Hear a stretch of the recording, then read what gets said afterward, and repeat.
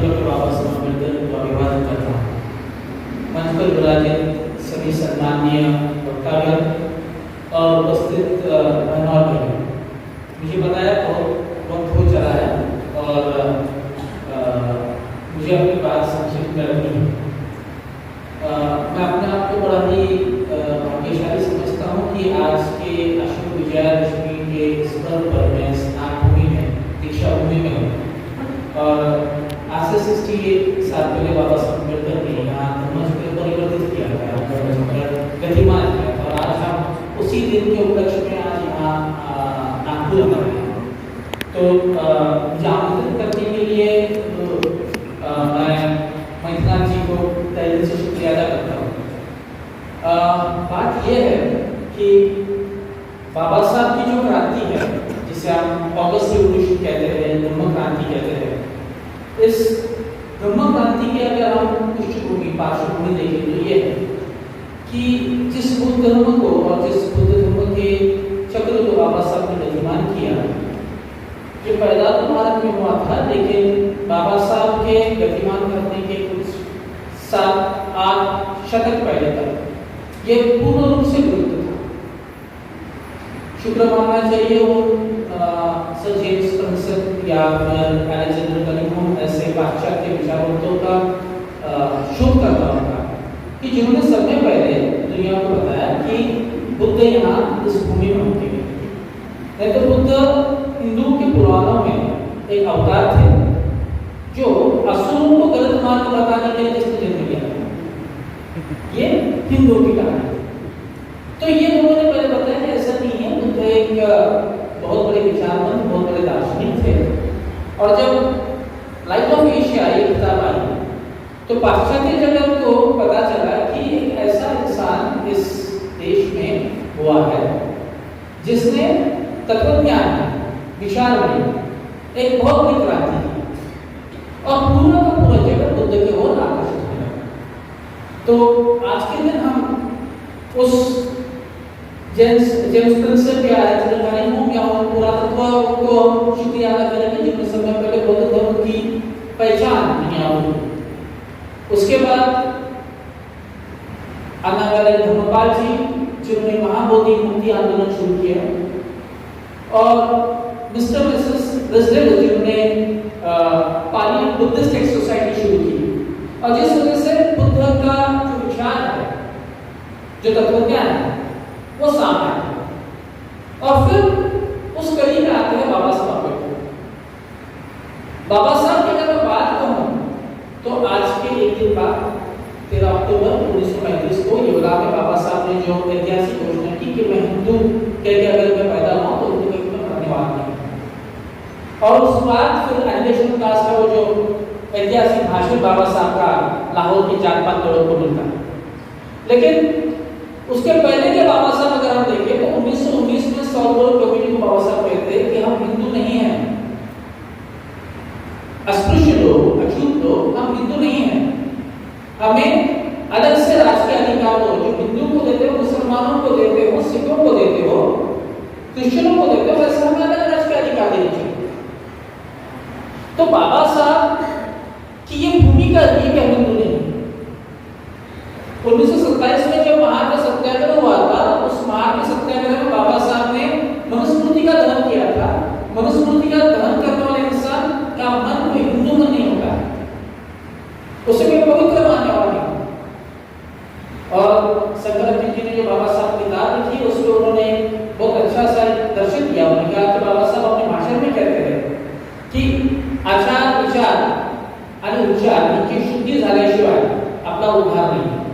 और संघर्ष जी कहते हैं कि ये बुद्ध की वाणी है। बुद्ध ये कहते हैं कि काया वाचा और मन की शुद्धि होना ये जरूरी है। तो बाबा साहब यानी गोरस्कर गुरु जी का पहला किताब आया, उनकी अपनी सोच थी। एक बात जो अशोक गोपाल जी ने कही कि पर ये कि बाबा साहब के सिद्धांत के ऊपर देंगे।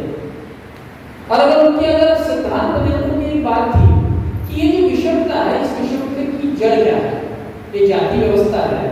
तो बाबा साहब के पहले अगर भारत में अगर काम करना होगा तो भारत में किस बात पे काम करोगे आप? तो इस देश में जो जाति व्यवस्था है उस पर काम करो। ये जो विषमता है उस पर काम करना है। तो इस विषमता की जड़ क्या है? और उस विषमता की जब ढूंढते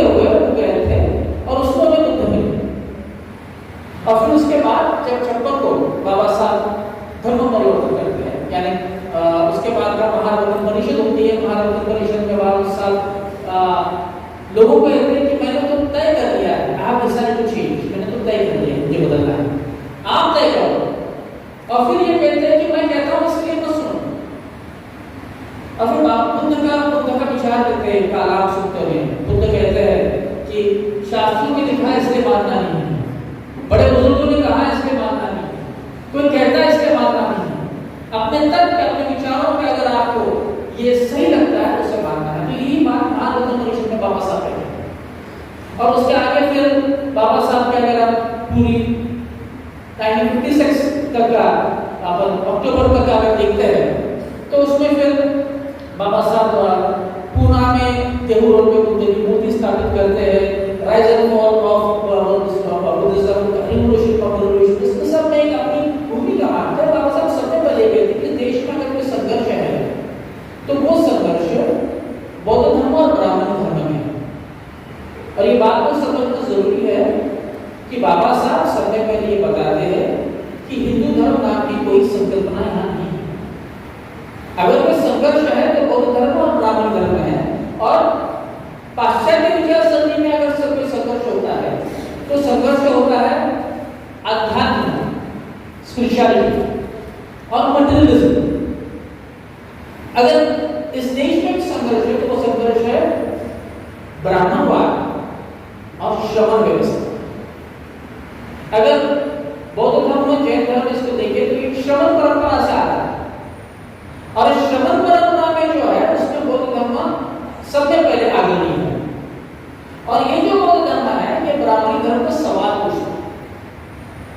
और ये सवाल पूछता है, ये सवाल पूछने ही और ब्राह्मणी धर्म को समाप्त कर। और फिर बाबा साहब की इस देश की इतिहास की एक अपनी उन्होंने ये किया है। और कहते हैं कि इस काउंटर रेवोल्यूशन में बौद्ध धर्म के खिलाफ जो प्रतिक्रांति हुई है, उस प्रतिक्रांति में हिंदू धर्म की प्रतिस्थापना किस तरह से हुई है। ये सब बातें जरूरी इसलिए है कि अगर हम बाबा साहब के इस धर्म दीक्षा की क्रांति को देखते हैं तो ये क्रांति मुझे 2500 साल में सबसे बड़ी क्रांति लगती है। पहला धर्म परिवर्तन, धर्म चक्र परिवर्तित जो किया था वो बुद्ध ने कार्तिक पूर्णिमा जो संसंग तब किया था। उसके बाद अशोका काल गए थे, उसके बाद बाबा साहब का मान। बाबा साहब अपने आप को 2500 साल पुरानी 5000 पुरानी परंपरा से, श्रमण परंपरा से जोड़ते हैं। और ये कहते हैं कि ये हिंदू मुस्लिम संघर्ष नहीं भारत, वेस्टर्न इंडियन संघर्ष नहीं है, ये संघर्ष है ब्राह्मणी परंपरा और श्रमण परंपरा का, बौद्ध धर्म का संघर्ष। और संघर्ष को बड़ी खूबी से माना। बाबा साहब का महत्व क्या? बाबा साहब हमें महत्वपूर्ण नहीं मानते। आज लगभग 7 दशक हो रहे, फिर भी हम देखते हैं कि लाखों की संख्या में लोग अपने गांव बस्ती से नागपुर आए या चैत्यभूमि जाते हैं। अभी आपने नवरात्र के 9 दिन हो गए तो आपने कहीं देखा होगा कि हर दिन एक रंग की साड़ी पहनने वाले महिलाएं, आपने ये भी देखा होगा कि 9 दिन तक चप्पल नहीं पहनने वाले महिलाएं, उपवास करने वाली महिलाएं। और इन पूछो कि सब कर क्यों रहे हो, तो उन्हें कुछ पाना होगा, भगवान से कुछ पाना होगा। लेकिन इस 10वें दिन अगर आप इस नागपुर में आए और पूछो कब आए क्यों हो, तो बाबा साहब कुछ पाना नहीं होता है, कुछ मांगना नहीं होता है। बाबा साहब ने जब कहा था कि आप जैसे भी हो सफेद कपड़े पहनकर आना है धर्म दीक्षा को, तो ये कहने पर, बाबा साहब के कहने पे लोग आए। उन्हें मुझसे कुछ मांगना नहीं होता, उन्हें मुझसे पाना नहीं होता। और इसलिए मैं कहता हूँ बाबा साहब की धर्म दीक्षा जो है ये पूरी दुनिया में सब में अलौकिक है। इतिहास में पैसे के बलबूते पर लोगों ने धर्म परिवर्तन किए, तलवार के बलबूते पर लोगों ने धर्म परिवर्तन किया है। लेकिन एक इंसान ने सिर्फ बुद्धम शरणं गच्छामि कहना चाहिए और लाखों लोगों ने वहां शरण जाना चाहिए। ऐसा इतिहास के पूरे इतिहास में अगर कोई एग्जाम्पल तो बाबा साहब तो सबसे बड़ी क्रांति बाबा साहब करते हैं।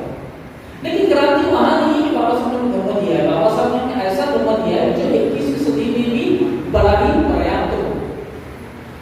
एक समय था कि बाबा साहब विचार कर रहे थे, तब सबसे बड़ा प्रभाव ये था कि इंसान को धर्म की जरूरत नहीं।